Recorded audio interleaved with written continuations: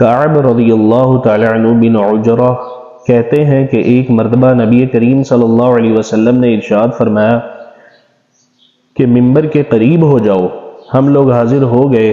جب حضور صلی اللہ علیہ وسلم نے ممبر کے پہلے درجے پر قدم مبارک رکھا تو فرمایا آمین۔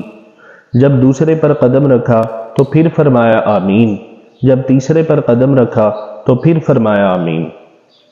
جب آپ خطبے سے فارغ ہو کر نیچے اترے تو ہم نے عرض کیا کہ ہم نے آج آپ سے ممبر پر چڑھتے ہوئے ایسی بات سنی جو پہلے کبھی نہیں سنی۔ آپ نے ارشاد فرمایا کہ اس وقت جبرائیل علیہ السلام میرے سامنے آئے تھے۔ جب پہلے درجے پر میں نے قدم رکھا تو انہوں نے کہا کہ ہلاک ہو جائے وہ شخص جس نے رمضان المبارک کا مہینہ پایا پھر بھی اس کی مغفرت نہ ہوئی۔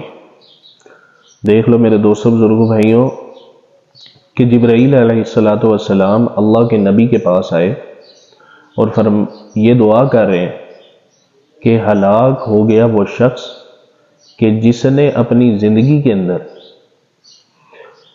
رمضان المبارک کا مہینہ پایا اور اللہ سے مغفرت نہ طلب کر سکا۔ میں نے اس کے اوپر پہلی دفعہ آمین کہا۔ میں نے کہا آمین۔ پھر جب میں دوسرے درجے پر چڑھا تو انہوں نے کہا ہلاک ہو جائے وہ شخص جس کے سامنے آپ کا ذکر مبارک ہو اور وہ درود نہ بھیجے۔ میرے دوستوں بزرگوں بھائیوں، آپ صلی اللہ علیہ وسلم کے اتنے ہمارے اوپر احسان ہے، اتنے احسان ہے، اتنے احسان ہے کہ ساری زندگی بھی اگر ہم ایک جگہ کے اوپر بیٹھ کر آپ صلی اللہ علیہ وسلم کے اوپر درود شریف بھیجتے رہیں ساری زندگی اور کوئی کام نہ کریں، تب بھی حضور صلی اللہ علیہ وسلم کا جو ایک رات کا ہمارے لیے اپنی امت کے لیے رونا ہے نا وہ بڑھ جائے گا۔ تو میرے دوستوں بزرگوں بھائیوں لکھا ہوا ہے کہ جبرائیل علیہ السلام نے دوسری کیا دعا مانگی کہ ہلاک ہو جائے وہ شخص کہ جو آپ کا نام سنے اور آپ پر درود مبارک نہ بھیجے۔ تو اس میں کوتاہی نہیں ہونی چاہیے۔ جب بھی حضور صلی اللہ علیہ وسلم کا ہمارے سامنے نام آئے تو ہماری زبان سے ہمیں اتنی محبت ہو کہ ہماری زبان سے خود بخود آپ صلی اللہ علیہ وسلم کے لیے درود مبارک نکل جائے۔ اور یہ درود ایسی چیز ہے بھیجتے تو ہم حضور صلی اللہ علیہ وسلم کے اوپر ہیں، لیکن میرے دوستوں بزرگوں بھائیوں یہ بھی ایک اللہ رب العزت کا ہمارے اوپر انعام ہے، حضور صلی اللہ علیہ وسلم کا ہمارے اوپر انعام ہے۔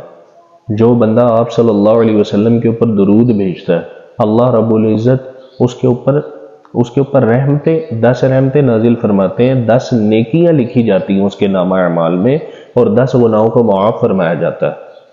اور میرے دوستوں بزرگوں بھائیوں حضور صلی اللہ علیہ وسلم نے فرمایا جو سب سے زیادہ مجھ پر درود بھیجے گا وہ جنت میں میرے ساتھ ہوگا۔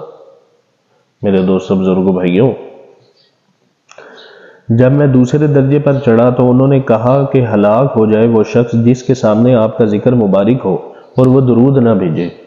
میں نے کہا آمین۔ جب میں تیسرے درجے پر چڑھا تو انہوں نے کہا ہلاک ہو وہ شخص جس کے سامنے اس کے والدین یا ان میں سے کوئی ایک بڑھاپے کو پائے اور وہ اس کو جنت میں داخل نہ کرائیں۔ میں نے کہا آمین۔ اب یہ والدین والا جو کہا گیا ہے وہ یہ ہے کہ یعنی کہ جس بندے کی زندگی کے اندر والد یا والدہ بوڑھی ہوگی، دونوں میں سے ایک یا دونوں، اس بندے نے اس کی اولاد نے یعنی کہ اگر اپنے والدین کی خدمت نہیں کی اور خدمت کر کے اللہ سے جنت نہیں حاصل کر سکا تو وہ بھی ہلاک ہو، وہ بھی برباد ہو۔ تو آپ صلی اللہ علیہ وسلم نے فرمایا کہ میں نے اس کے اوپر بھی آمین کہا۔ فائدہ اس حدیث میں حضرت جبرائیل علیہ السلام نے 3 بددعائیں دی ہیں اور حضور اقدس صلی اللہ علیہ وسلم نے ان تینوں پر آمین فرمائی۔ اول تو جبرائیل علیہ السلام جیسے مقرب فرشتے کی بددعا ہی کیا کم تھی، اور پھر حضور اقدس صلی اللہ علیہ وسلم کی آمین نے تو جتنی سخت بددعا بنا دی وہ ظاہر ہے۔ اللہ ہی اپنے فضل سے ہم لوگوں کو ان تینوں چیزوں سے بچنے کی توفیق عطا فرمائے اور ان برائیوں سے محفوظ رکھے ورنہ ہلاکت میں کیا تردد ہے۔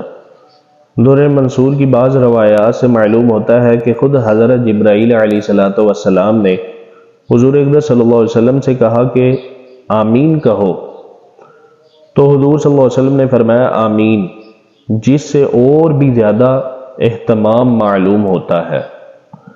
اول وہ شخص کہ جس پر رمضان المبارک گزر جائے اور اس کی بخشش نہ ہو، یعنی رمضان المبارک جیسا خیر و برکت کا زمانہ بھی غفلت اور معاصی میں گزر جائے کہ رمضان المبارک میں مغفرت اور اللہ جل شانہ کی رحمت بارش کی طرح برستی ہے، پس جس شخص پر رمضان المبارک کا مہینہ بھی اس طرح گزر جائے کہ اس کی بداعمالیوں اور کوتاہیوں کی وجہ سے وہ مغفرت سے محروم رہے، تو اس کی مغفرت کے لیے اور کون سا وقت ہوگا، اور اس کی ہلاکت میں کیا تأمل ہے۔